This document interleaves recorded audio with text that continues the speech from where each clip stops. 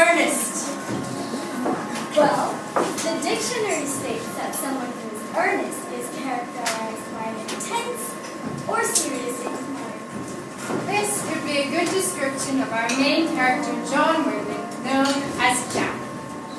He's a young man in Victorian England who was adopted by a very wealthy older man, Mr. Cardew, and is given a comfortable life in the country outside of London.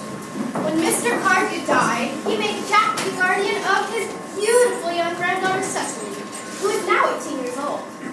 Jack takes his responsibilities for Cecily and the estate very seriously, To the point where his boredom in leads him to create an imaginary younger brother named Earnest, who is always getting into trouble in London and elsewhere. giving Jack an opportunity to make many trips into the city to get Ernest out of trouble. When he is in London, he takes on the identity of Earnest, so that no one in London knows that he actually is Jack. Jack, as Earnest, has fallen in love with a wealthy young socialite named Gwendolyn, and he has plans to ask her to marry him. Gwendolyn is the first cousin of Algernon Moncrief, a very carefree and frivolous young man who is only interested in having fun. Algie has also created an imaginary friend named Bunbury, who's an invalid in the country. And his frequent illnesses give Algie an opportunity to not attend social engagements that he finds inconvenient. Algie and Jack have become good friends, but of course, Algie thinks Jack's name is Earnest. When Algie learns Jack's true identity and that the beautiful young Cecily, Jack's ward, is quite infatuated by Jack's imaginary brother, Ernest, whom she, of course, has never met, Algie decides to go to the country of income, pretending to be Ernest. So now, there are two young women who are being pursued by someone named Ernest Worthing, who doesn't even exist. Will either young man win the woman of his dreams after weaving so many lies? Not if Gwendolyn's domineering mother has her way. Oh, what about the handbag left at the railway station? We will begin in Algernon's apartment in London.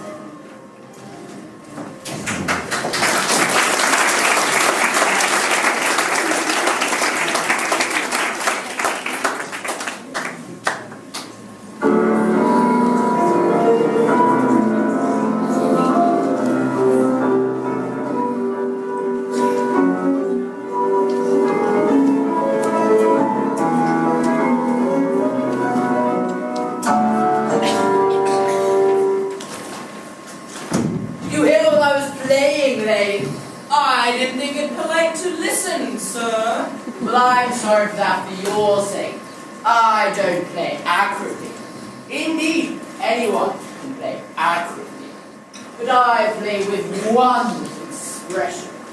As far as the piano is concerned, emotion is my forte. I keep precision alive. Yes, sir. And speaking of the precision alive, have you got cucumber sandwiches cut and laid rapidly? Yes, sir. Oh, by the way, Lane, I see from your book that on Thursday night, when Lord Sean is worthy to dine with me, 8 bottles of champagne are entered as having been consumed. Yes, sir. 8 bottles and a pint. Why is it that at a bachelor's house, the servants invariably drink the champagne? I ask merely for information. I have often observed that in married households, the champagne is rarely very good. Good heavens! Is marriage so demoralizing as that? I believe it is a very pleasant state, sir. I have had very little experience of it myself up to the present. I have only been married once, and that was in consequence of a misunderstanding between myself and a young person. I don't know if I'm much interested in your family life, Lade. No, sir. It is not a very interesting subject. I never think of it myself. Very natural, I'm sure, Lade. That will do. Thank you. Thank you, sir. Lane's views on marriage seem somewhat relaxed. Really, he If the lower classes don't set us a good example, what on earth is the use of them? They seem to have no sense of moral responsibility. Mr. Ernest Worthing. How are you, my dear Earnest? What brings you up to town? Oh, pleasure, pleasure. What else brings one anywhere? Eating as usual, I see, Algie. I believe it is customary in good society to take a slight refreshment at 5 o'clock. Where have you been since last Thursday? In the country. What on earth do you do there? When one is in town, one amuses oneself. When one is in the country, one amuses other people. It is excessively boring. And who will you amuse? Oh, neighbours, neighbours. Got nice neighbours in your part of Shropshire?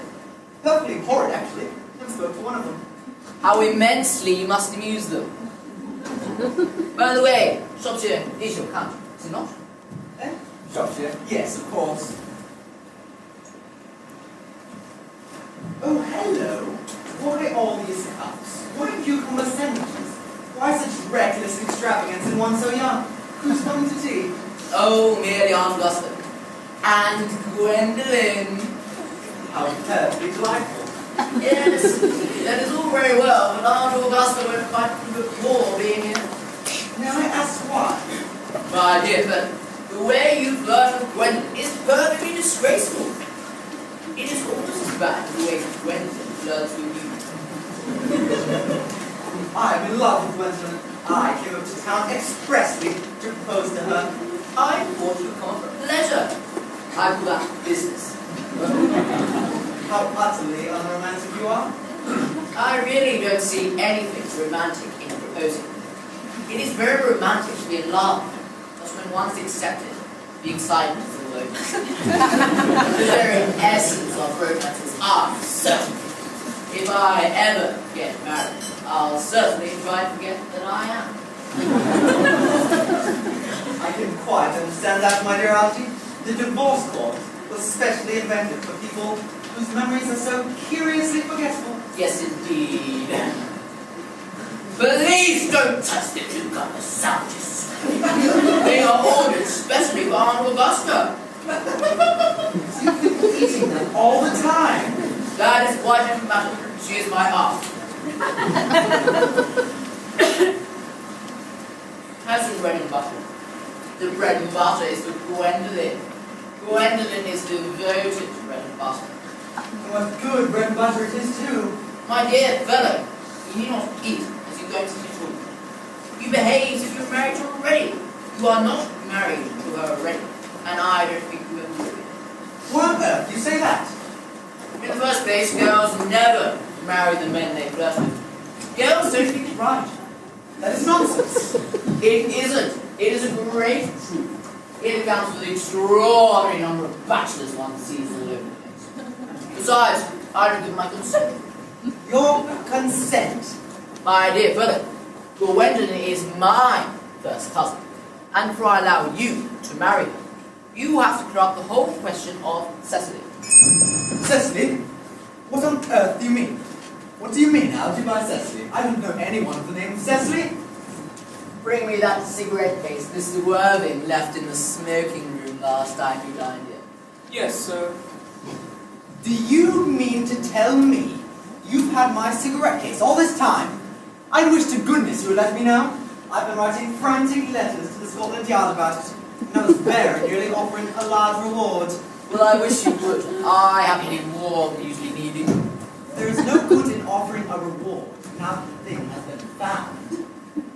I think that is rather mean of you, Ernest, I must say. However, it makes no matter. For now that I look at the inscription inside, I find that this thing is yours after all.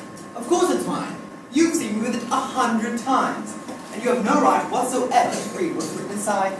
It's a very ungentlemanly thing to do, to read a private cigarette case. Oh, it is absurd. Have hard and fast about what one should read and what one shouldn't.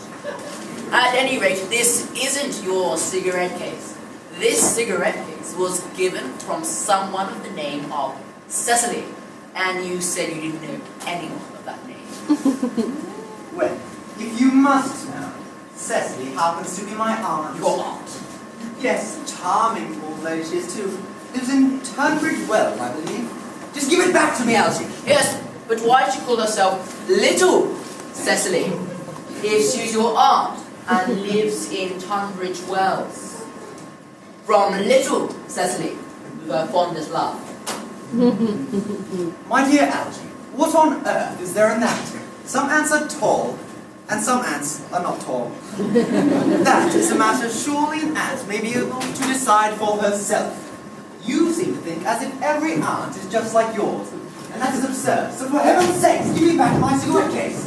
Yes, but why do you call you her nephew? Her uncle, if she's your nephew, and lives in Tunbridge Wells. From Little Cecily, with her fondest love to her dear uncle, Jack. There is no objection, I admit, to an aunt being a small aunt.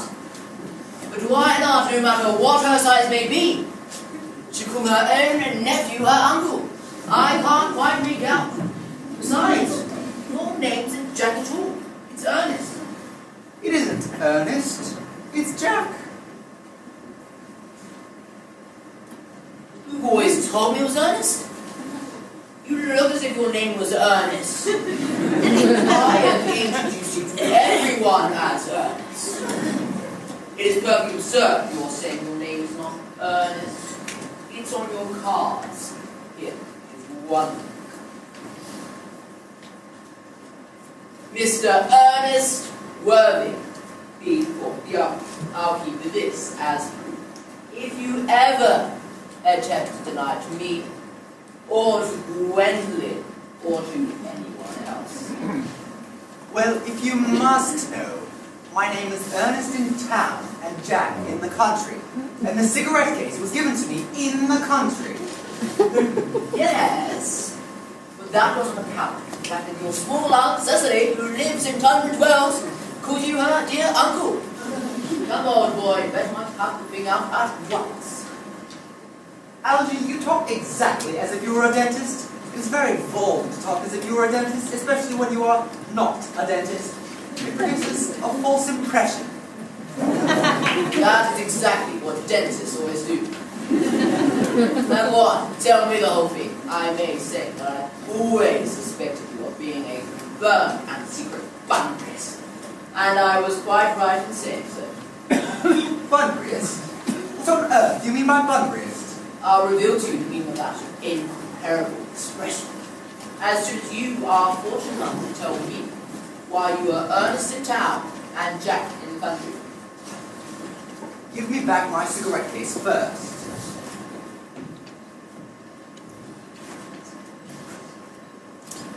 Here it is. Now produce your explanation, and pray make it improper. My dear Algy, there is nothing improbable about my explanation at all. In fact, I think it's perfectly ordinary. Old Mr. Thomas Cardew, who adopted me when I was a little boy, made me in his will guardian to his granddaughter, Miss Cecily Cardew. Cecily, who addresses me as her uncle, for reasons of respect that you could not possibly appreciate, lives in my place, under the charge of her admirable governess, Miss Prism. Where is that place in the country, by the way? That is nothing to you, my dear boy. You are not to be invited. I may tell you quite candidly that it is not in Shropshire. I suspected that, my dear fellow. I have but been all over Shropshire on several occasions. Now go on. Why are you Ernest in town and Jack in the country? My dear fellow, I don't know whether you will be able to understand my real motives. You are hardly serious enough. Although when one is placed in a position of guardian, one must adopt a very high moral tone on all things. And as a high moral tone can hardly be said to conduce towards either one's health or one's happiness, in order to get up to London, I have always pretended to have a younger brother of the name of Earnest, who lives in the Albany Hotel and always gets into the most dreadful scrapes. And that, my dear Algy, is the whole truth, pure and simple. The truth is rare, pure, and never simple.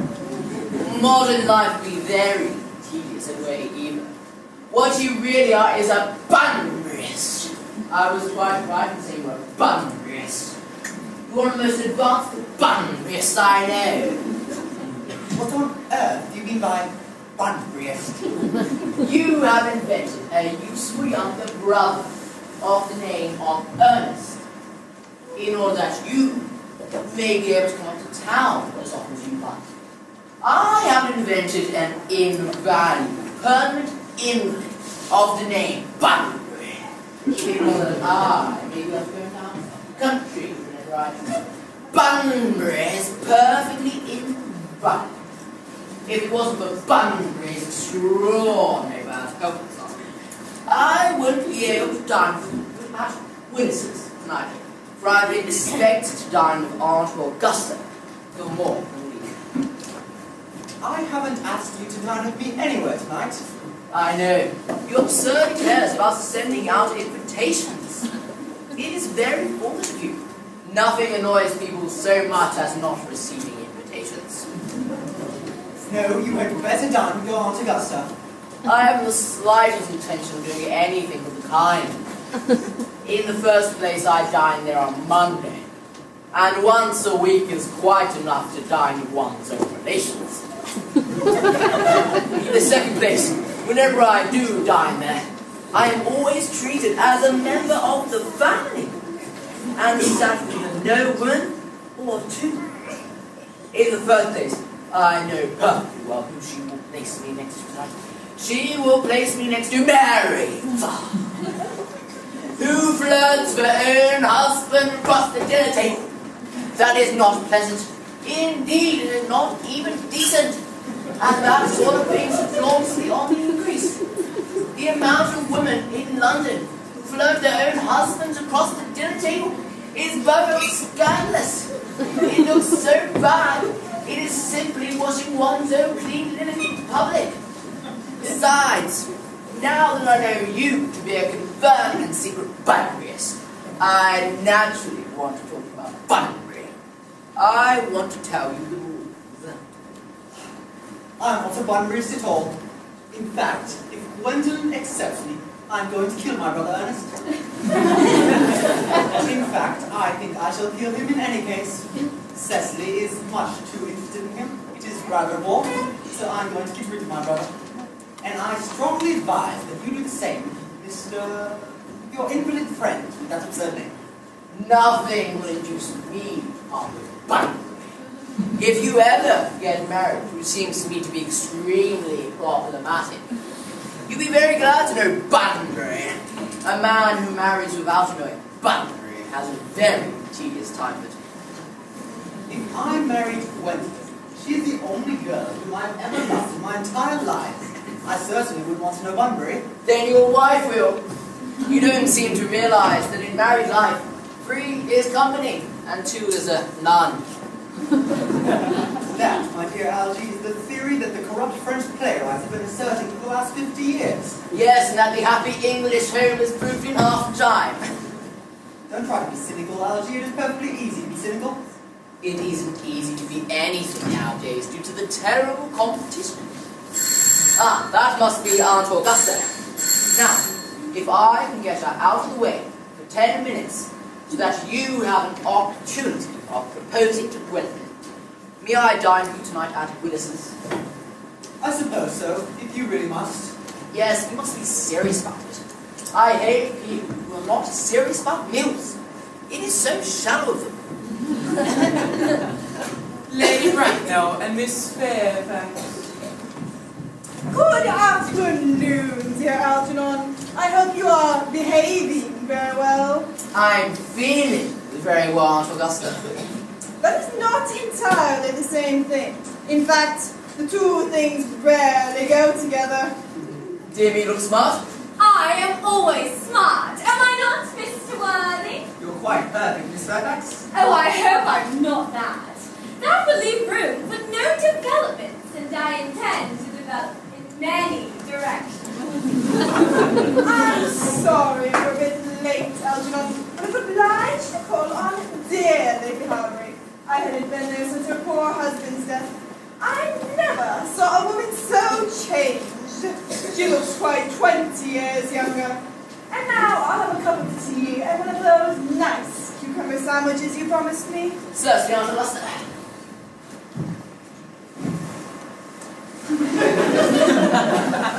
Good heavens, Dave! Why are there no cucumber salads? I ordered them specially. There were no cucumbers in the market this morning, sir. No cucumbers. No, sir.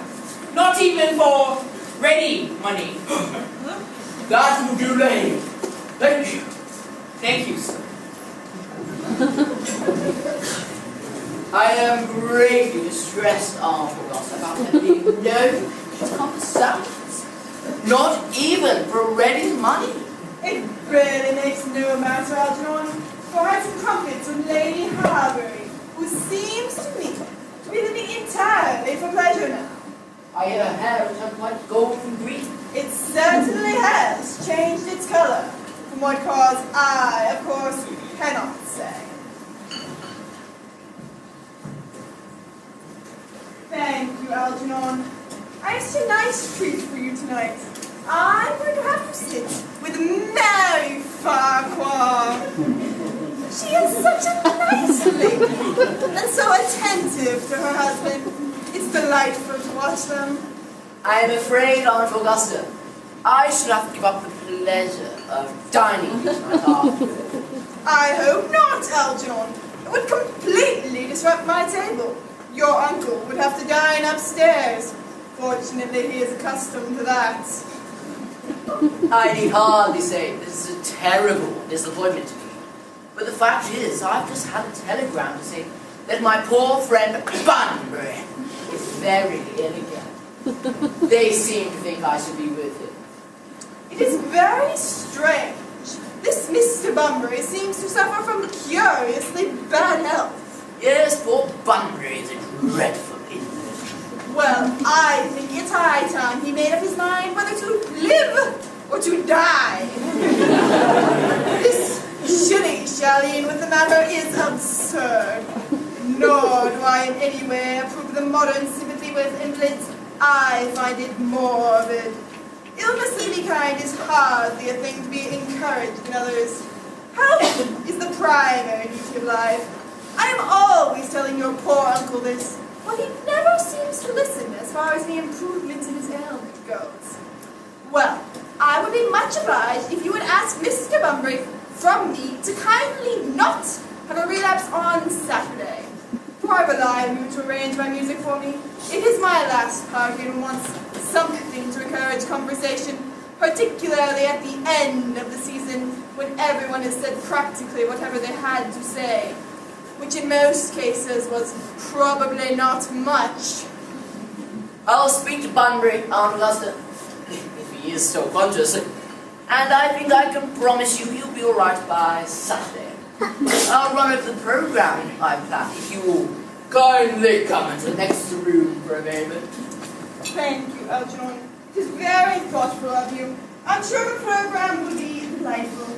After a few refinements, French songs I simply cannot allow. People always seem to think they're indecent, either look shocked, which is vulgar, or laugh, which is worse. What's German sounds thoroughly respectable. Brethren, you will accompany me. Certainly, Mamma.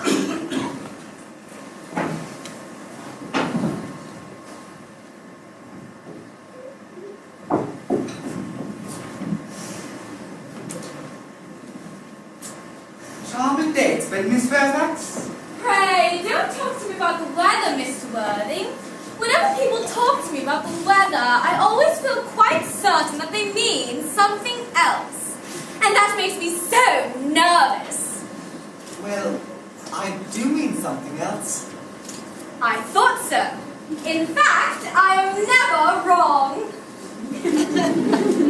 And I would like to be allowed to take advantage of Lady Bracknell's temporary absence. I would certainly advise you do so. Mamma has a way of coming back suddenly into a room, so that I've often had to speak to her about it. Miss Fairfax, ever since I met you, I've admired you more than any other girl that I have ever liked in my entire life. Yes, I'm quite well aware of the fact. And I often wish that, in public at any rate, you had been more demonstrative. For me, you have always had an irresistible fascination. Even before I met you, I was far from indifferent to you. We live, as I hope you know, Mr. Worthing, in an age of ideals, as is constantly mentioned in the more expensive monthly magazines. And my ideal has always been to marry someone of the name Earnest. There is something in that name that inspires absolute confidence. The moment Algernon first mentioned to me that he had a friend called Earnest, I knew I was destined to love you. You really love me, Gwendolyn? Passionately. Darling, you don't know how happy you've made me. My own Earnest. But you don't really mean to say you couldn't love me if my name wasn't Earnest? But your name is Earnest. Yes, I know it is. But assuming it was something else, do you really mean to say you couldn't love me then? Ah, that is clearly a metaphysical speculation. And, like all metaphysical speculations, has very little reference at all to the facts of real life as we know them. Yes, but to speak quite candidly, Miss Fairfax, I don't much like the name Earnest. I don't think it suits me at all. It suits you perfectly. It is a divine name. It has a music of its own. It produces vibration. But really, Gwendolyn, I think there are a lot of other, much nicer names out there. Jack, for instance, a charming name. Jack? No. There is very little music in the name Jack, if any at all indeed. It does not thrill. It produces absolutely no vibrations. I have known several Jacks, and they all, without exception, were more than usually plain. Besides, Jack is a notorious nickname for John! And I pity any woman who is married to a man called John. The only really safe name is Earnest. Gwendolyn, I must get christened at once. I mean, we must get married at once. There is no time to be lost. Married, Mr. Worthing? Yes, married. You know that I love you, and you've led me to believe that you are not quite so indifferent to me. I adore you. But you haven't proposed to me yet. Nothing has been said at all about marriage. The subject has not even been touched on. Then may I propose to you now? I would certainly think it an admirable opportunity. And to spare you any possible disappointment, I think it only fair to tell you frankly beforehand that I am fully determined to accept you.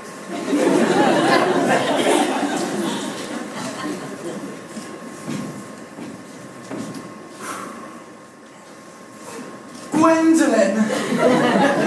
Yes, Mr. Worthing, what have you got to say to me? You know what I want to say to you. Yes, but you don't say it.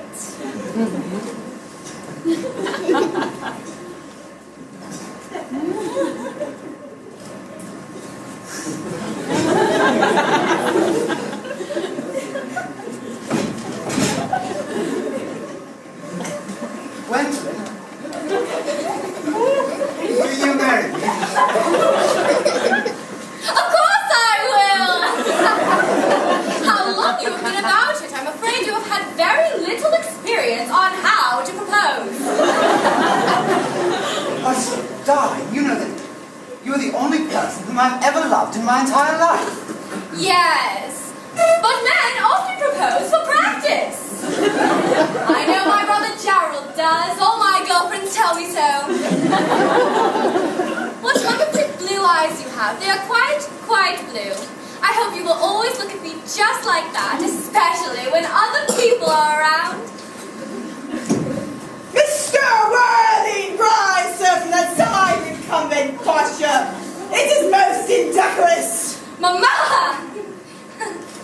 I must beg you to retire. This is no place for you. Besides, Mr. Worthing hasn't quite finished yet. Finished what, may I ask? I am engaged to be married to Mr. Worthing, Mama. You are nothing of the kind. When you do become engaged, I, or your father, should his health permit him, will inform you of the fact. An engagement should come on a young girl as a surprise, pleasant or unpleasant, as the case may be. It is hardly a matter she can be allowed to arrange for herself. I found few questions to put you, Mr. Worthing. While I am making these inquiries, you, Gwendolyn, will wait for me below in the carriage. Mama! In the carriage, Gwendolyn.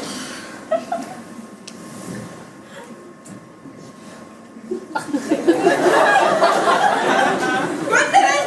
The carriage! Yes, Mama. You may take a seat, Mr. Worthing. Thank you, Lady Bracknell. I prefer standing. I feel bound to tell you that you are not on my list of eligible young men, though I have the same as the dear Duchess of Bolton does. We work together, in fact. However, I am quite ready to enter your name should your answers be what a really affectionate mother requires. Do you smoke? Why, yes. I must admit I smoke. I am glad to hear it. A man should always have the occupation of some kind. There are far too many idle men in London as it is. How old are you? 29? A very good age to be married at. I have always been of the opinion that a man who desires to be married should know either everything or nothing. Which do you know? I know nothing, Lady Bracknell. I am pleased to hear it. I do not approve of anything that tampers with natural ignorance. Ignorance is like a delicate exotic fruit. Touch it, and the bloom is gone. The whole theory of modern education is radically unsound. What is your income? Between 7,000 and 8,000 a year. In land or investments? In investments. Chiefly. That is satisfactory. What between the duties expected of one during one's lifetime and the duties exacted of one after one's death, land ceased to be either a profit or a pleasure? Well, I have a country house with some land, of course. Attached to it about 1,500 acres, I believe. But I don't depend on that for my real income. A country house? How many bedrooms? Well, that point can be cleared up afterwards. You have a townhouse, I suppose. A girl with a simple, unspoiled nature like Gwendolyn can hardly be expected to reside in the country. Well, I own a place in Belgrave Square. However, it is let by the year to Lady Bloxham. Of course, I can give it back at 6 months' notice. Lady Bloxham? I don't know her. Well, she's a lady considerably advanced in years. She doesn't get out much. Nowadays that is no guarantee of respectability of character. What number Belgrave Square? 149. The unfashionable side, I knew there was something. But we can soon alter that. Do you mean the fashion? Or the side? Both, if necessary, I presume. What are your politics? I'm afraid I really have none. I'm a liberal unionist. They count as Tories. They dine with us. Now on to minor matters. Are your parents living? I'm afraid I've lost both my parents. To have lost one parent, Mr. Worthing, looks like misfortune. To have lost both looks like carelessness. Who was your father? He was evidently a man of some wealth. Was he born in what the radical papers call the purple of commerce, or did he rise from the ranks of the aristocracy? I'm afraid I really don't know. The fact is, Lady Bracknell, I told you that I had lost my parents. However, it would be much nearer to the truth to say that my parents seem to have lost me. I don't really know who I am. I was found. Found? Yes. Old Mr. Thomas Cardew, of a very kindly and charitable disposition, found me and gave me the name of Worthing, because he just so happened to have a first-class ticket for the town of Worthing in Scotland. It's a seaside resort. And where did this elderly gentleman with this first-class ticket for this seaside resort find you? In a handbag. What? In a handbag. A handbag? Yes, a handbag. Very large, brown, leather handbag with handles to it. And where did this Mr. James or Thomas Cardew find this ordinary handbag? In the cloakroom of Victoria Station. The cloakroom of Victoria Station! The Brighton line. The line is immaterial, Mr. Worthing! I confess to feel somewhat bewildered by what you have told me. To be born or anyway bred in a handbag, whether it had handles or not, seems to me to display a contempt for the ordinary decencies of family life, which reminds one of the worst excesses of the French Revolution. As for the particular locality in which the handbag was found, the cloakroom at a railway station may serve to conceal a certain social indiscretion, has probably in fact been used for that purpose before now, but it can hardly be used as a basis for a recognized position in good society. Then what do you suppose I do? I can hardly say that I would do anything in the world to ensure Gwendolyn's happiness. I would highly advise you, Mr. Worthing, to try and acquire some relatives as soon as possible and make a definite effort to find at least one parent of either sex before the season is quite over. Well, I don't see how I could quite possibly manage to do that. I can produce the handbag at any moment in time. It is back at my house, in my cloakroom. I really think that should suit you, Lady Bracknell. Me, sir? What has it to do with me? You can hardly think that I, or Lord Bracknell, would allow our only daughter, a girl brought up with the utmost care, to marry into a cloakroom and form an alliance with a package! Good morning, Mr. Worthing! Good morning!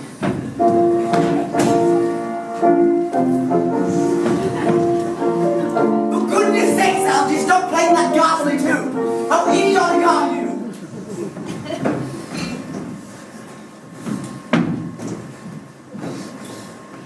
Did Gwendolyn really refuse you? I know just where she has. She's always refusing people. I think it's most ill-natured of her. No! Gwendolyn is right as trivet. As far as she is concerned, we are engaged. Her mother, on the other hand, is perfectly unbearable. Lady Bracknell is a monster. Oh, I'm sorry, Algy. I don't suppose I should be allowed to act in front of you that way. About your relatives. My dear boy, I love hearing my relatives' abuse. It is the only thing that makes me put up with them at all. Relatives are simply a tedious pack of people who have the remotest knowledge of how to live, nor the slightest instinct about when to die. On my word, if I thought that, I'd shoot myself. You don't think Gwendolyn will grow up to be like her mother in about 150 years, do you? All women become like their nuns. That is their tragedy. By the way, you Tell Gwendolyn about your being Ernest in town and Jack in the country. My dear fellow, that isn't something you need to tell a nice, sweet, refined girl like that. What ideas do you have about ways to treat a woman? What should we do about your brother? What should we do about Ernest? Oh, I shall have got some relief by the end of the week. I'll say he died in Paris of apoplexy. Lots of people die of apoplexy quite suddenly, don't they? Yes, but it's hereditary, my dear fellow. It's the sort of thing that runs in families. But I bet much say a severe chill. You are sure a severe chill is not hereditary? Of course it isn't. It is settled then. My dear brother Ernest was passed on, killed by a severe chill. That is, remember? But didn't you say that Miss Cecily caused you too much interest in your poor brother Ernest? Oh, Won't she feel his loss a great deal? oh, not at all. Cecily isn't a silly romantic girl. She's a girl that never pays any attention to her lessons and always eats all the food on her plate. I would rather like to see Cecily. No, I've made much sake, and I will never let that happen. She is excessively pretty and only just 18. Have you told Gwendolyn that you have an excessively pretty ward who's only just 18? Bella, that isn't something you just blurt out to someone. Besides, within 13 minutes of when Gwendolyn and Cecily meet, they'll be calling each other sisters. Women only do that after they call each other a lot of other things.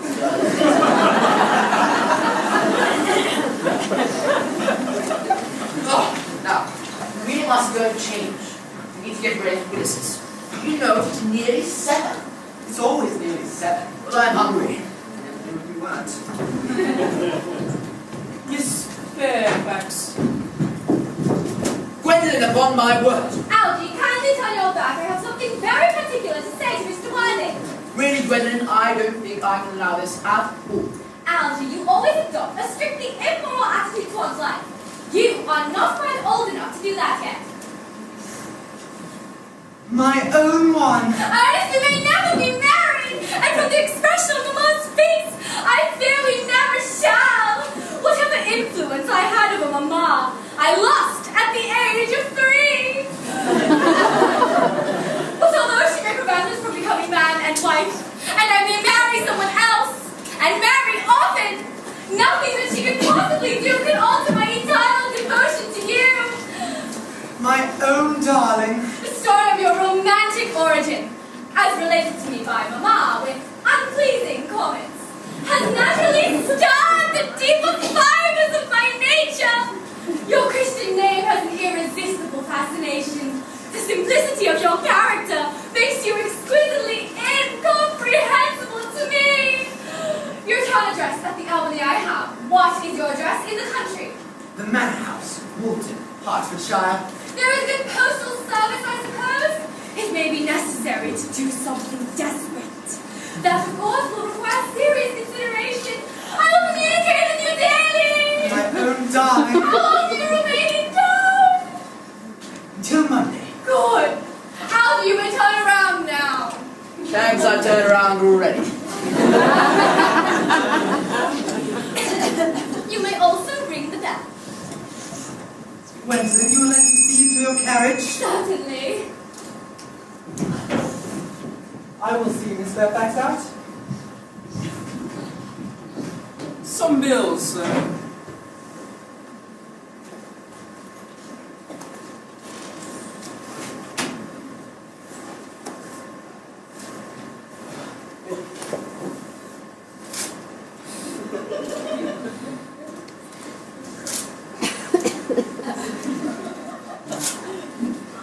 Sherry Lane. Yes, sir. To Mirror Lane, I'm going boundary. Yes, sir. I shan't be back till Monday. You can put up my dress clothes, my smoking jacket, and all the Bunbury suits. Yes, sir. I hope tomorrow will be a fine, fine day, Lane. It never is, sir. Lane, you're a perfect pessimist. I do my best to give satisfaction.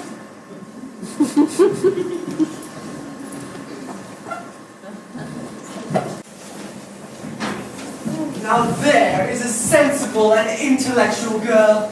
The only girl I have ever admired in my entire life. Now what are you so amused at? Oh, I'm just a little anxious about poor Bunbury, that is all.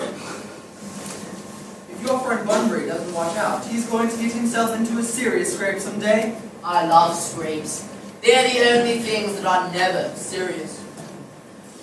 Oh, you never speak anything but nonsense. Nobody ever does.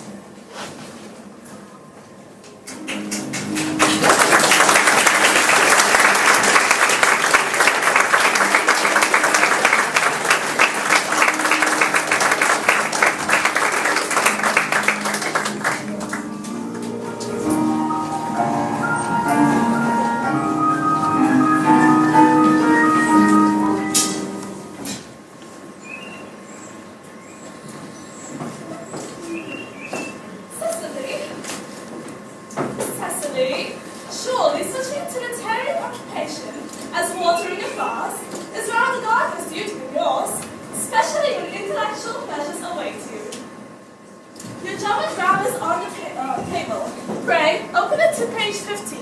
We will repeat yesterday's lesson. But I don't like German. It isn't at all a becoming language. I know perfectly well that I always look quite plain after my German lesson. Child, you know how anxious your guardian is and you should improve yourself in every way. He laid particular stress on your German. Indeed, he always lays stress on your German when he's leaving for town. Dear Uncle Jack is so very serious. Sometimes he is so serious, I think he cannot be quite well. Your guardian enjoys the best account, and his gravity of demeanour is especially to be commended on one so comparatively young as he is. I know no one with higher sense of duty and responsibility. I suppose then that's why you often look a little bored and free together. Cecily, I'm surprised at you. Mr. Warwick has many troubles in his life, and idle merriment and triviality would be out of place in his conversation. And you must remember his constant anxiety about an unfortunate young man, his brother. I wish Uncle Jack would allow the unfortunate young man, his brother, to come down there sometimes. We might have good influence over him, Miss Prison. I'm sure you certainly would. You know German and geology and things of that kind influence a man very much. I do not think that even I could produce an effect on the character that, according to his own brother's admission, is extremely weak and vacillating. Indeed, I am not sure I would desire to reclaim him. I am not in favor of turning bad people into good people in a moment's notice. As a man sows, so let him reap. You must put away your diary, Cecily. I really don't see why you should keep one at all. I keep a diary in order to enter all the wonderful secrets of my life. If I didn't write them down, I should probably forget all about them. Memory, my dear Cecily, is the diary we all carry about with us. Yes, but it usually chronicles things that have never happened and couldn't possibly have happened. I believe that memory is responsible for nearly all the 3-volume novels that the library sends us. Do not speak disparagingly of the 3-volume novel, Cecily. I wrote one myself in earlier days. Do you really, Miss Rizzo? How wonderfully clever you are. I hope it does not end happily. I don't like novels that end happily. They depress me so much. The good ended happily and the bad unhappily. That is what fiction means. I suppose so, but it seems very unfair. And was your novel ever published? Alas, no. The manuscript was unfortunately abandoned. I use the word in the sense of lost or mislaid. Do your work, child. These speculations are profitless. But I see a dear Dr. Chasuble coming up through the garden. Dr. Chasuble! This is indeed a surprise. And how are we this fine morning? Miss Prism, I trust you are well? Miss Prism has just been complaining of a slight headache. I think it would do her so much good to have a short stroll with you in the park, Dr. Chasuble. Cecily, I have not mentioned anything about a headache. No, dear Miss Prism, I know that. I felt instinctively that you had a headache. Indeed, I was thinking about that and not about my German lesson when the Reverend came in. I hope, Cecily, that you have not been inattentive. Oh, I'm afraid I am. That is strange. Were I fortunate enough to be Miss Prism's pupil, I would hang upon her lips.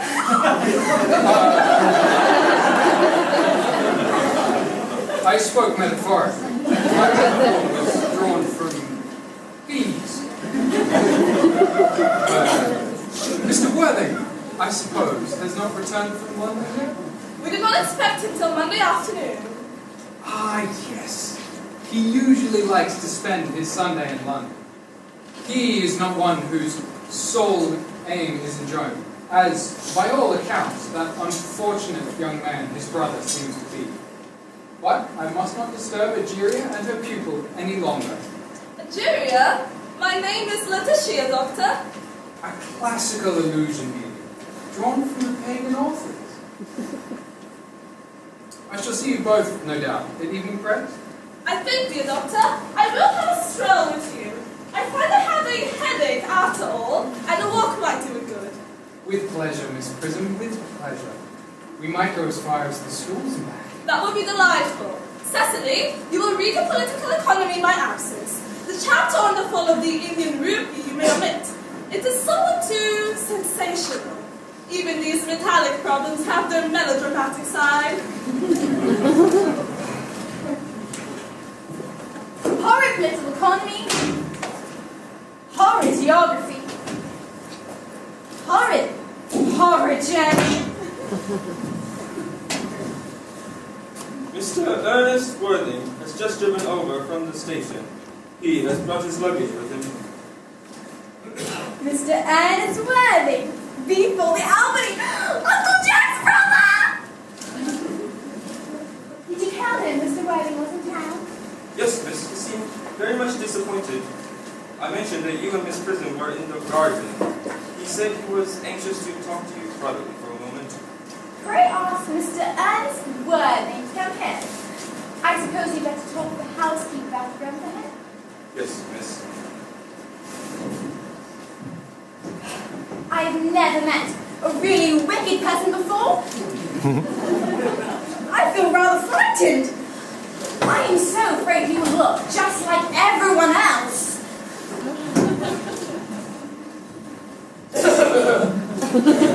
He does!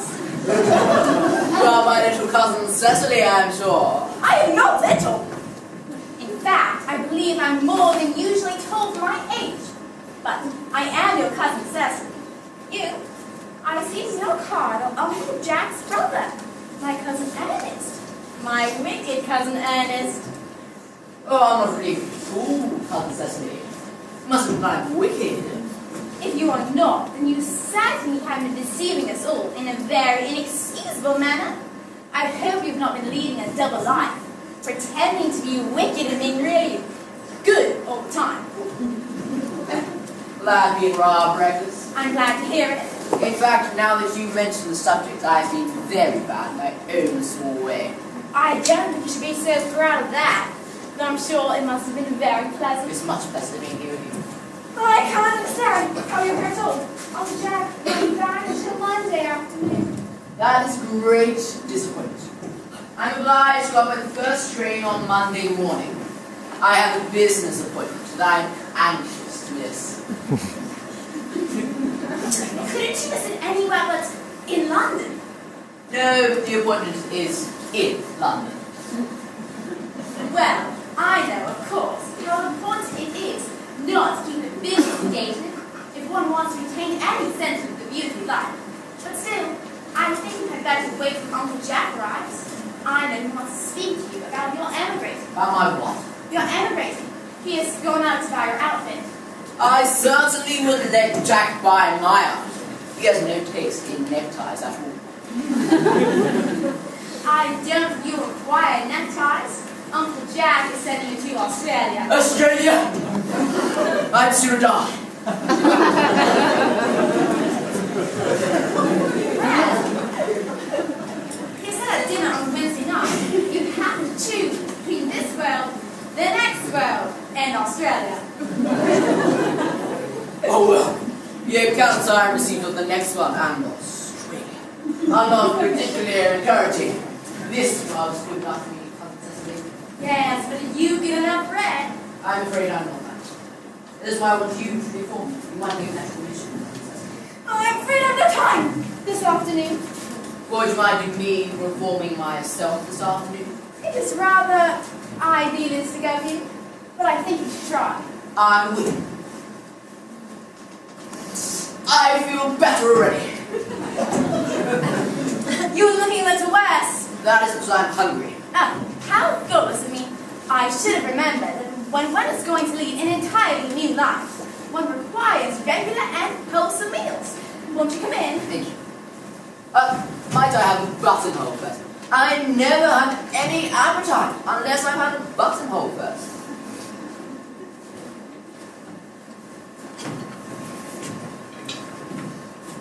Oh, a yellow rose? No, I don't. Soon I have a pink one.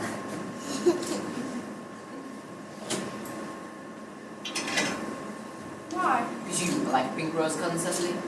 I don't think it can be quite right to talk to me like that. Miss Prism never says such things to me. Then Miss Prism is a short-sighted old lady. You are the prettiest girl I ever saw. Miss Prism says that all good looks are a snare. They are a snare that every sensible man would like to be caught in. I don't think I should like to catch a sensible man. I shouldn't know what to talk to about. You are too much alone, dear Dr. Chasuble. You should get married. The primitive church was distinctly against matrimony. That is obviously the reason why the primitive church has not lasted up to present day. You do not seem to realize, dear doctor, that by persistently remaining single, a man can guard himself into a permanent public temptation. Men should be more careful. This very celibacy leads weaker vessels astray.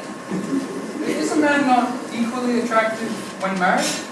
No married man is ever attractive except to his wife. And often I've been told not even to her. That depends on the intellectual sympathies of the woman. Maturity can be depended on. Ripeness can be trusted. Young women are brave. I spoke horticulturally. My metaphor was drawn from fruits. But where is Cecily? Perhaps she followed us to the school. Mr. Worthy? Mr. Worthy? We did not look for you till Monday afternoon. I have returned sooner than I expected. Dr. Chasuble, I hope you are well. Mr. Worthy, I trust this garb of woe does not betoken some terrible calamity. My brother. More shameful deaths and extravagance? Still leading his life of pleasure? Dead. Your brother Earnest, dead. Quite dead. What a lesson for him. I trust he will profit by it.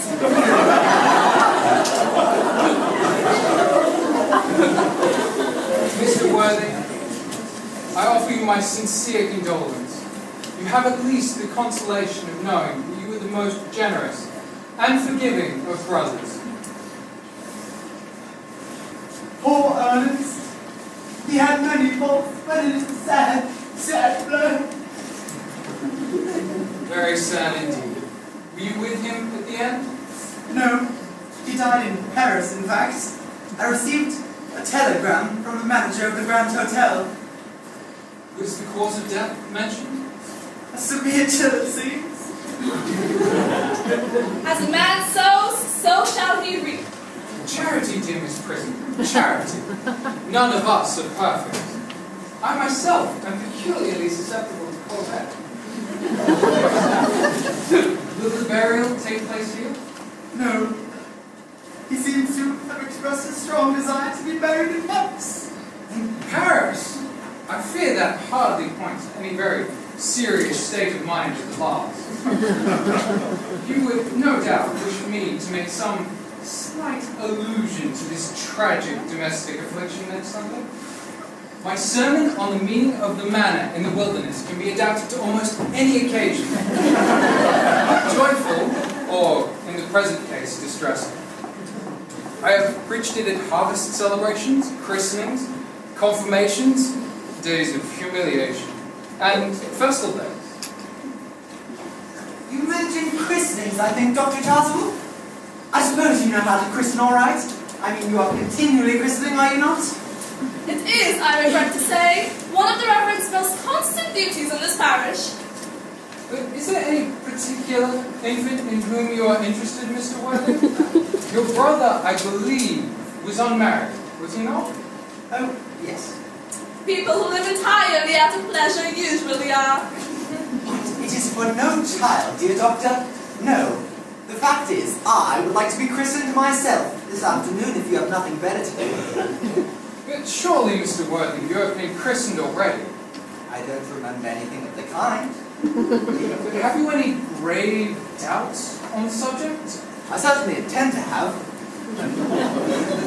But you don't have anything against it, do you? You don't think I'm too old now? Oh, no. The sprinkling, and indeed the immersion of adults is a perfectly legitimate practice. Immersion? You need have no apprehensions. Sprinkling is all that is necessary, or indeed, I think, advisable. Our weather is so changeable.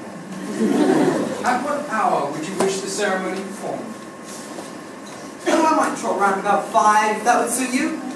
Perfectly, perfectly. In fact, I have 2 similar ceremonies to perform at that time. A case of twins has occurred recently in one of the outlying hospitals on your own estate. Oh, well, I don't see much fun in being christened along with 2 other babies. Seems rather childish, don't you think? Would 5:30 do? Perfectly, perfectly. And now, dear Mr. Worthing, I must not intrude any longer to a house of sorrow. I would merely beg you to be not too much bowed down by grief. What seem to us bitter trials are often blessings in disguise. This seems to me a blessing of an extremely obvious kind. Uncle Jack! Uncle Jack! Oh, I'm pleased to see you back. What horrid clothes you've got on. Do go and change them. Cecily! My child, my child. What is the matter, Uncle Jack? Do you look happy? You look as if you had a toothache. And I've got such a surprise for you. Who do you think is in the dining room? Your brother! Your brother Earnest! He arrived about half an hour ago. Why, that is nonsense. I haven't got a brother. Oh, don't say that. However badly you may behave to in parts, he is still your brother. You couldn't be so heartless as to desert him. I'll tell him to come out, and you will shake hands with him, won't you, Uncle Jack? He's a very joyful type.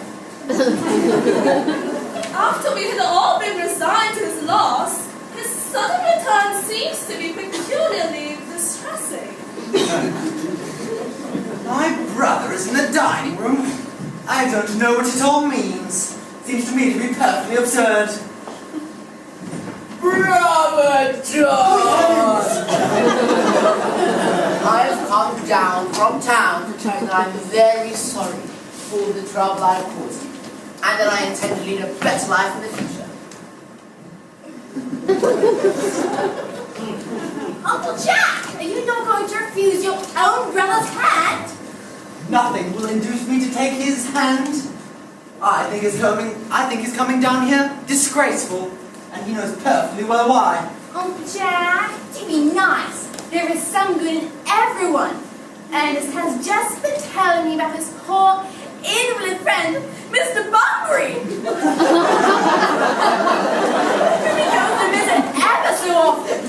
And surely there must be much good in one who is kind and invalid, and leaves the pleasures of London to sit by a bed of pain. He's been talking about Bunbury, has he? Oh yes! He's told me all about poor Bunbury's terrible state of health. Well, I won't have him talk to you about Bunbury or anything else. It is enough to drive one perfectly frantic. I admit that the faults were on my side, but I must say, Brother John's coldness to me is peculiarly painful. I expected a more enthusiastic welcome, considering it's the first time that I've ever come down here.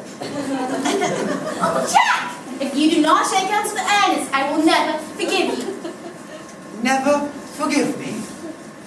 Never, never, never!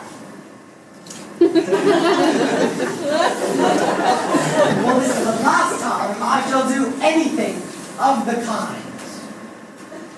It is pleasant, is it not, to see so perfect a reconciliation? I think we might leave the two brothers together. Cecily, you will come with us. Certainly, Miss Chisholm, my little task of reconciliation is over. You have done a beautiful action today, dear child. We must not be premature in our judgments. I feel very happy. Now to you young scoundrel, you've got to get out of this place at once. I don't allow any bumbling here. I have put Mr. Earnest's things in the room next to yours, sir. I suppose that's all right. What? Mr. Earnest's luggage, sir. I have unpacked it and put it in the room next to your own. His luggage? Yes, sir. 3 portmanteaus, just in case, 2 hat boxes, and a large luncheon basket. I'm afraid I can't stay more than a week this time. Merriman, order the donkey cart at once. It seems as if Mr. Earnest has been suddenly called back to town. Yes, sir. What a fearful man you are, Jack. I have not been called back to town, have you? Yes, you have. I haven't heard anyone call me. Your duty as a gentleman calls you back. My duty as a gentleman has never interfered with my business in the smallest degree. I can quite understand that. Well, Cecily is a darling.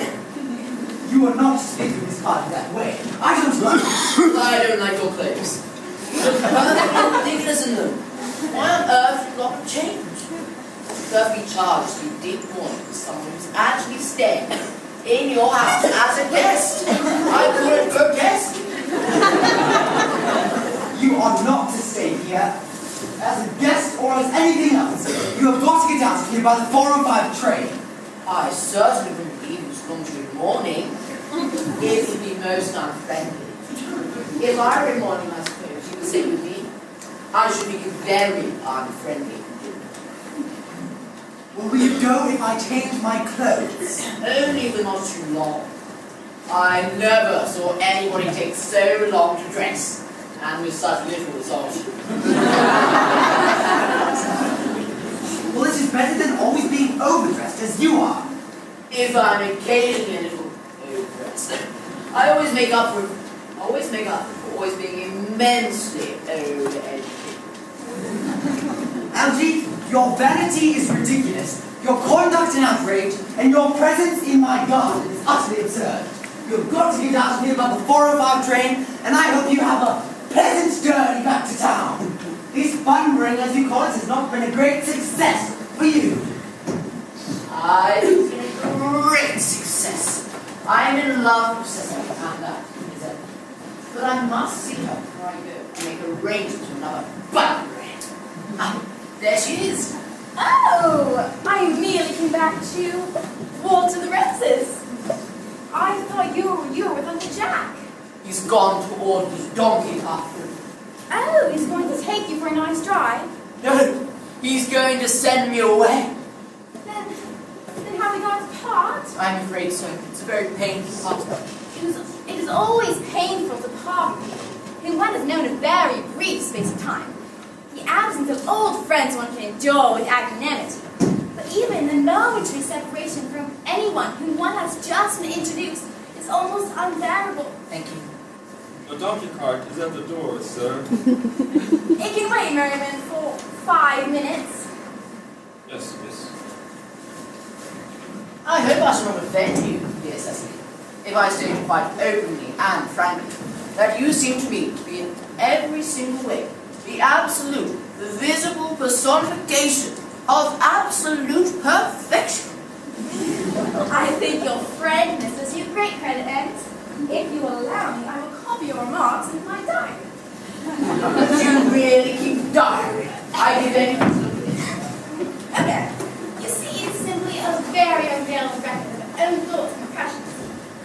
certainly meant for publication. When it appears in volume form, I hope you'll order a copy. But pray, Ernest, don't stop. I delight in taking down publication. I have reached absolute perfection. You adore it. I'm quite ready for more. Oh, don't cough, Ernest. When it's dictated, one should speak fluently and not cough. Besides, I don't know how to spell a cough. Cecily, ever since I looked on your wonderful and incomparable beauty, I have dared to love you wildly, passionately, hopelessly, devotedly. I don't think you should tell me that you love me wildly, passionately, devotedly, hopelessly. Hopelessly doesn't seem to make much sense, does it? Cecily. The donkey cart is waiting, sir. Tell it to come round next week at the same hour. Yes, sir. Uncle Jack would be very much annoyed if he knew you were staying until next week at the same hour. Oh, I don't care about Jack. I don't care about anybody who wants to me. You marry me? You silly boy. Of course. Why, we've been engaged for the past 2 months. The last 3 months. Yes. It'll be exactly 3 months on Thursday. But how did you become engaged? Well, ever since dear Uncle Jack first confessed to us that he had a younger brother who was very wicked and bad, you, of course, have formed the chief topic of conversation between myself and Miss Prison. And, of course, Magna's much talked about, always very attractive. One feels must be something in him after all. I dare say it was foolishness, but I fell in love with you, Ernest. Darling, I want to see engagement actually settled. On the point of very lost, worn out in entire ignorance of my existence, I was determined to end the matter, one way or the other, and after a long struggle with myself, I accepted you under this dear old tree here. The next day, I went out and bought this little ring in your name, and this little bangle with the true lover's knot I promised you always to wear. Did I give you this? It's very pretty, isn't it? Yes, you wonderfully good taste, Ernest. It is the excuse I've always given you. You're leading such a bad life. And this is the box where I keep all your dear letters. Cecily, I never wrote you any letters. You hardly need remind me of that, Ernest. I remember only too well I was forced to write your letters for you. I always wrote 3 times a week, and sometimes often. Oh, do let me read it. I couldn't possibly. They'd make you far too conceited. You wrote me after I'd broken off engagement. That's so beautiful and so how to spell that even now I can hardly read it without crying a little. Was our engagement ever broken off? Of course it was. On the 22nd of last March. You can see the edge of the light. Today, I broke off my engagement, and I feel it's best to do so. The weather still continues charming. Why not break off? What had I done? I've done nothing. I am very hurt to hear you broken off, Cecily, particularly when the weather was so charming. It would have hardly been a really serious engagement if it had been broken off at least once. But I gave you before the week was out. What a perfect angel you are, Cecily. You dear romantic boy. We'll never break off my engagement again. I don't have to break off now that I've actually met you. Besides, of course, there is the question of your name. Yes, of course. You must not laugh at me, darling. It had always been a girlish dream of mine to love someone by the name of Earnest. There is something in that name that seems to inspire absolute confidence. I pity any poor married woman whose husband is not called Earnest. My dear sweet love, Miss Cecily, you couldn't say that you could not love me if my name was any other name apart from Earnest. What other name? Oh, any name you like. Algernon. But I don't like the name of Algernon. My dear sweet love, Miss Cecily, I really can't see why you object to the name of Algernon. It isn't at all a bad name. In fact, it's a rather wonderful name. Half the Japs who get into the bankruptcy was called Algernon. Really, Cecily, if my name was Algernon, would you like me? I might respect Ernest. I might admire your character. I fear I shall not be able to give you my undivided attention. Your reverend, I suppose, is thoroughly experienced with the rites and ceremonies of the church. Oh yes, Dr. Chorlesville is a most learned man. He's never written a single book, so you can imagine how much he knows. I must see at once on the most important christening. Oh? I mean, on most important business. I shan't be away more than half an hour. Considering you've been engaged since February the 14th, and I only met you today for the first time, I think it's rather hard you should leave me for so long a period as half an hour. Couldn't you make it 20 minutes? I'll be back in no time. What an impetuous boy he is! I like his hair so much. I must end this pose in my diary.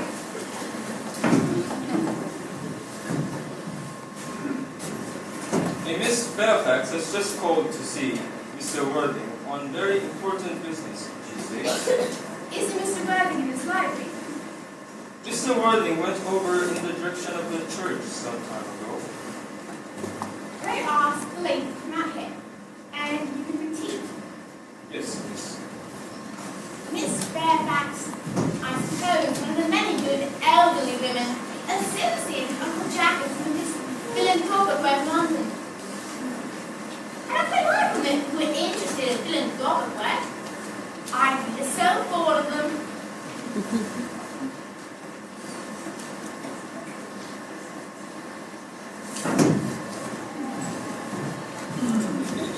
Miss Fairfax. Pray, let me introduce myself to you. My name is Cecily Cardew. Cecily Cardew? What a very sweet name. Something tells me that we are going to be great friends. I like your writing more than I can say. My first impressions of people are never wrong. How nice of you to like me so much after we have known each other such a comparatively short time. I may call you Cecily, may I not? With pleasure. And you will always call me Gwendolyn, won't you? If you wish. Then it is all quite settled, is it not? I hope so.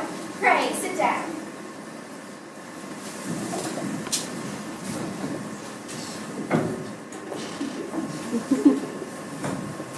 Perhaps this might be a favourable opportunity for my mentioning who I am. My father is Lord Bracknell. You've never heard of Papa, I suppose? I don't think so. Yes, outside the family circle, Papa, I am glad to say, is entirely unknown. I think that it is quite as it should be.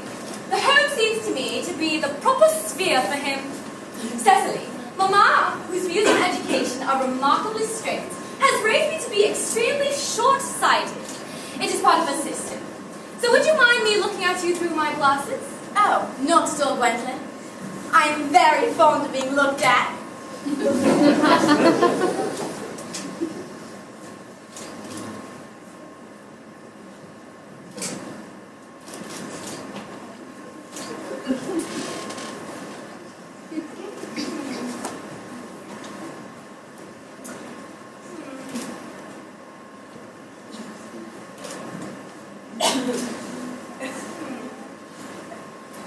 You are here on a short visit, I suppose? Oh no, I live here. Indeed. Your mother, no doubt, or some female relative of advanced years resides here also. Oh, I have no mother, nor in fact any relations. Indeed.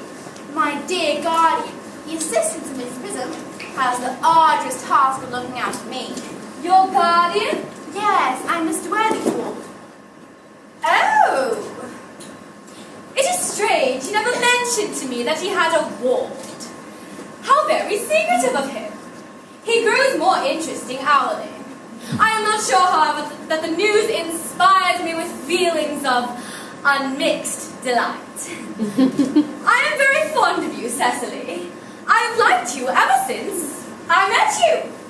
But I am bound to state that now that I know that you are Mr. Worthing's ward, I cannot help but expressing a wish that you were, well, a little older than you appear to be, and not quite so alluring in appearance. In fact, if I may speak candidly... Pray do! I think that whenever anyone has anything to say, one should always be quite candid. Yes.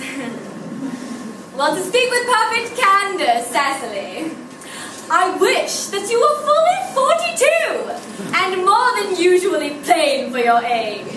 Ernest has a strong, upright nature. He is the very soul of truth and honor. Dishonor would be as impossible to him as deception. But even men of the most noble possible moral character are extremely susceptible to the physical charms of others. Modern, no less ancient history supplies us with many most painful examples of what I refer to.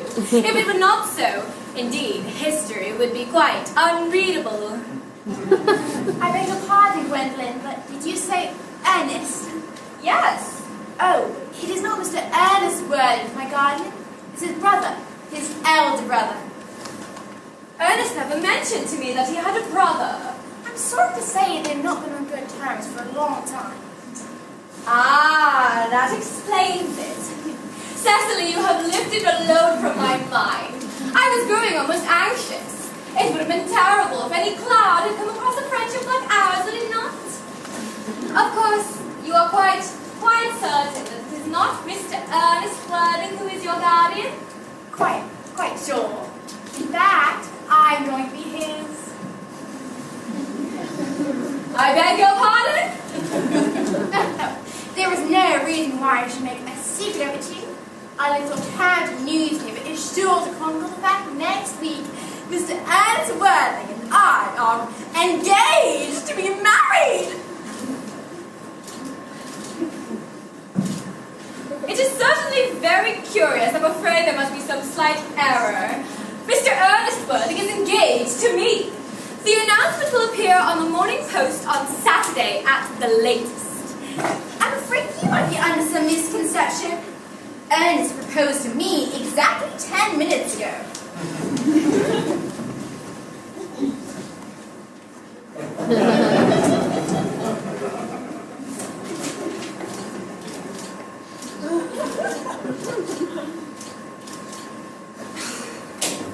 It's certainly very strange. For Mr. Ernest Worthing proposed to me yesterday afternoon at 5:30. If you would care to verify the incident, pray do so. I never travel without my diary. One must always have something sensational to read on the train.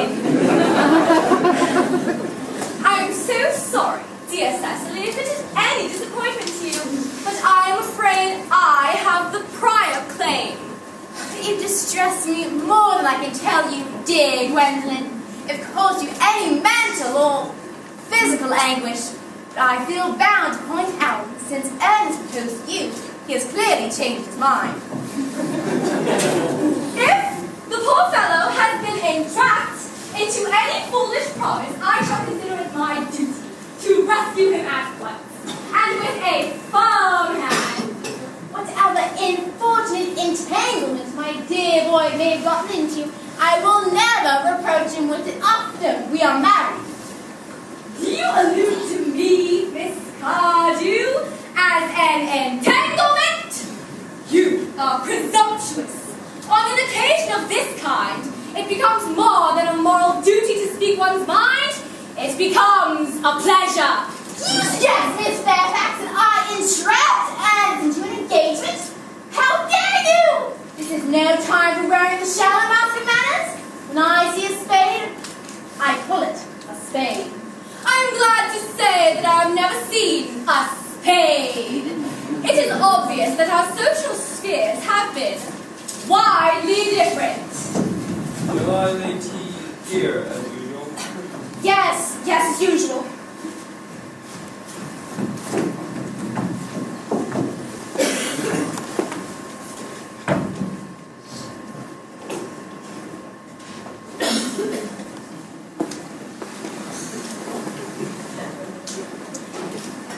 Are there any interesting walks in the vicinity, Miss Cardew? Oh, yes, a great many.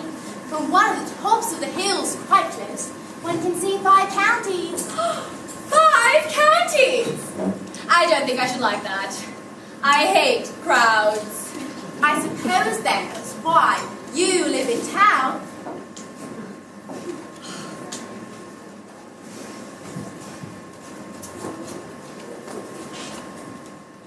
Quite a well-kept garden this is, Miss Cardew. So glad you like it, Miss Fairfax. I had no idea that there were any flowers in the country. Oh, flowers are as common here, Miss Fairfax, as people are in London. Personally, I cannot understand how anybody manages to live in the country. If anybody who is anybody does. Ah, this is what the newspapers call agricultural depression, is it not? I hear the aristocracy are suffering from it very much just at the present. It is almost an epidemic amongst them, I've been told. We offer you some tea, Miss Fairfax. Thank you.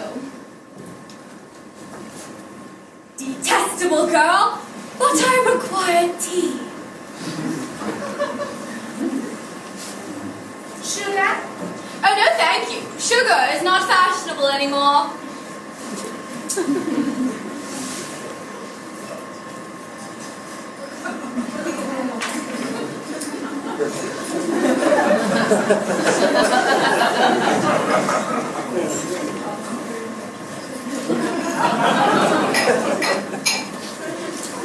Cake or bread and butter? Bread and butter, please. Cake is no longer served in the best houses nowadays.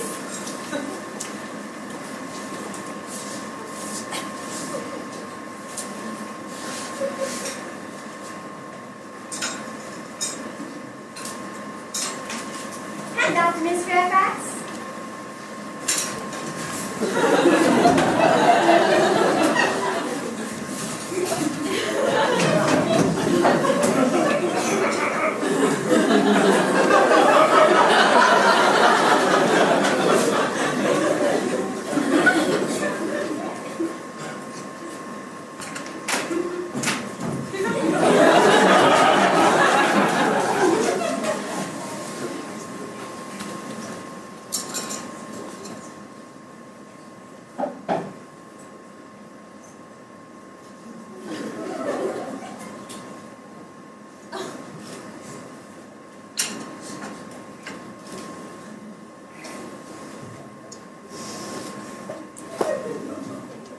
You have filled my tea with lumps of sugar.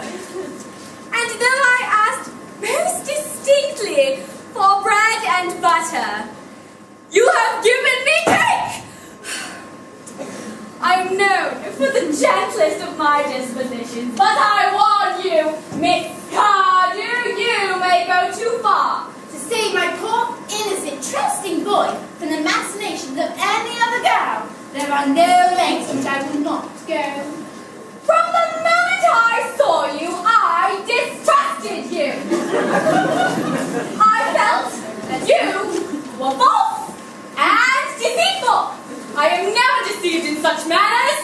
My first impressions of people are invariably right.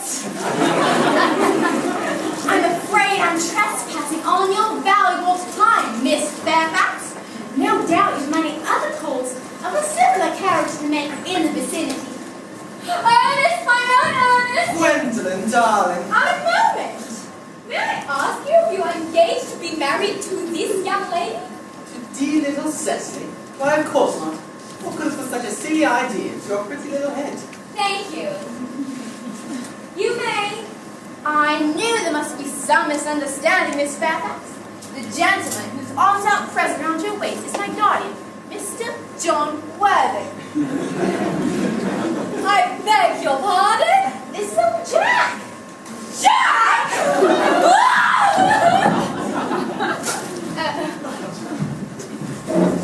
Here is Ernest. My own love. Moment, Ernest.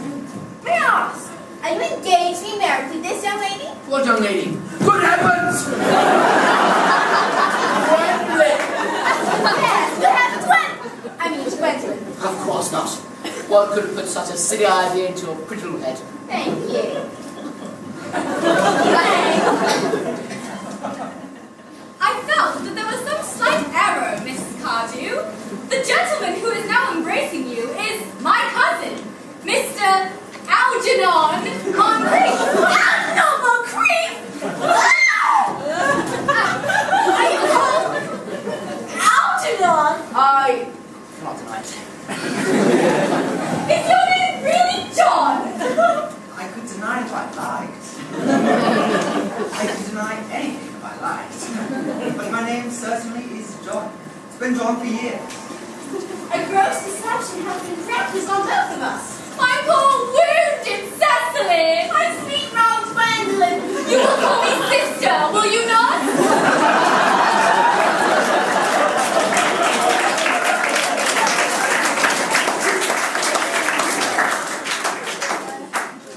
There is just one question I would like to be allowed to ask my guardian. An admirable idea. Mr. Worthing, there is just one question which I would like to be permitted to put to you. Where is your brother Ernest?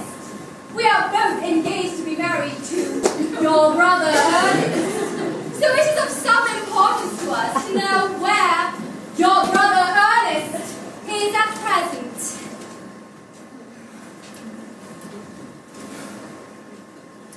Gwendolyn.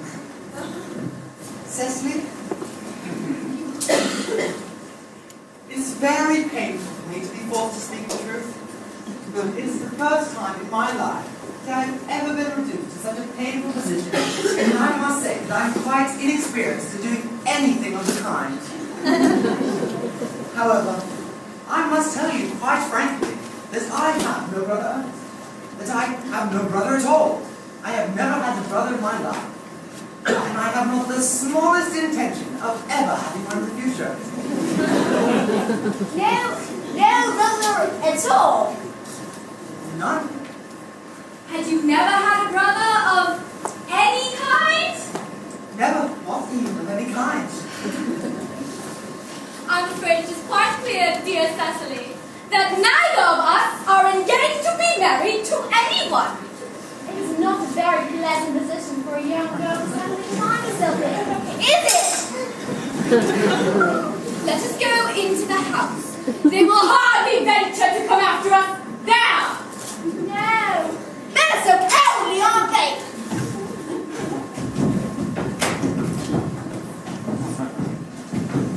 This ghastly state of things is what you call bun-brain, I suppose?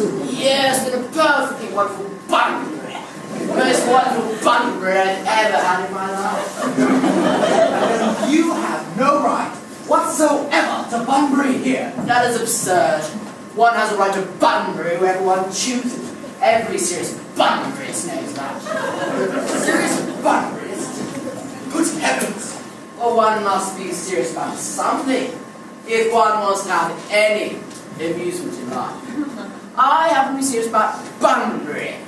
Well, none of you are serious about it. I haven't the remotest idea about everything, I should fancy. You have such an absolutely trivial nature. Well, if there is one small satisfaction I have from this entire wretched business, it would be that your friend Bunbury is quite exploded. You would be able to run down to the country quite as often as you used to, my dear Algie, and a very good thing too. Your brother is a little off colour, isn't he, dear Jack?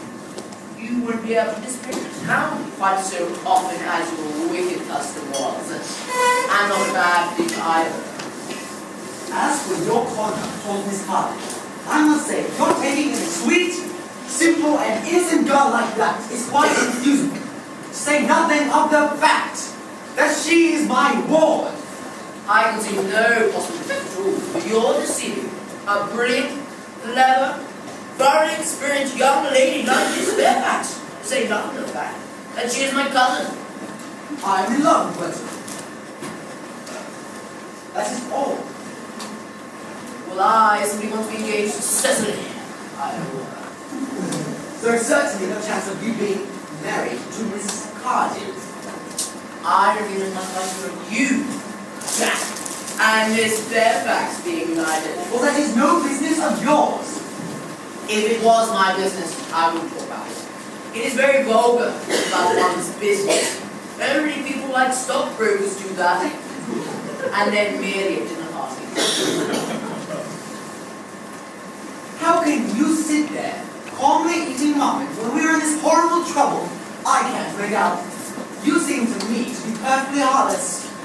I can't eat muffins in an agitated manner. The flutter will probably get on my cuffs.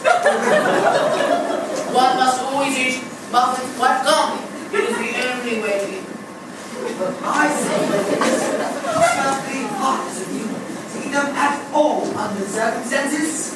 When I am in trouble, eating anything that's slowly.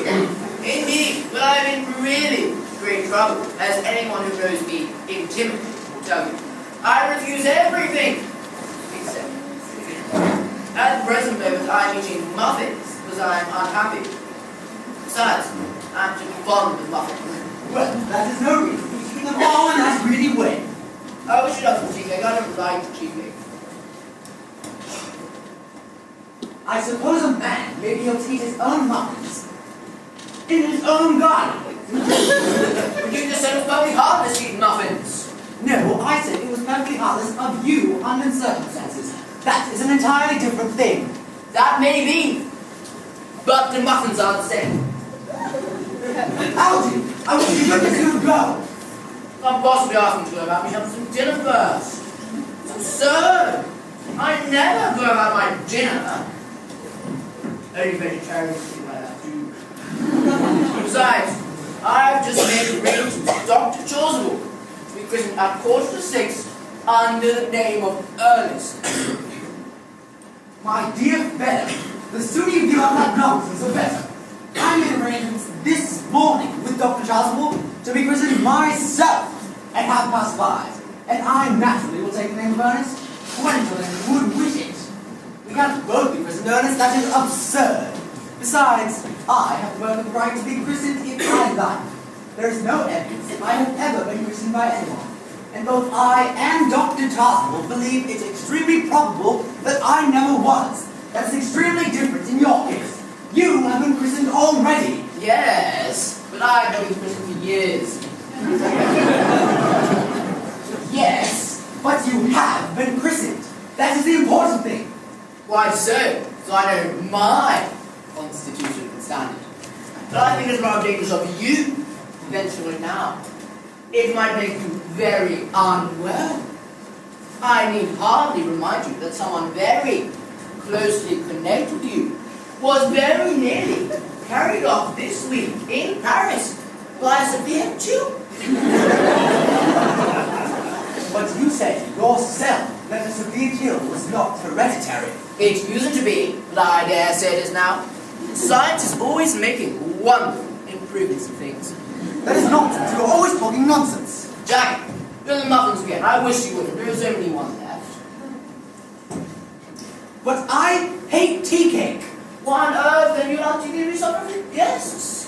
What I did is your hospitality. Algy, I have already told you to go. I don't want you here. Why don't you go? Well, I haven't quite finished my tea yet. And there is still one muffin left.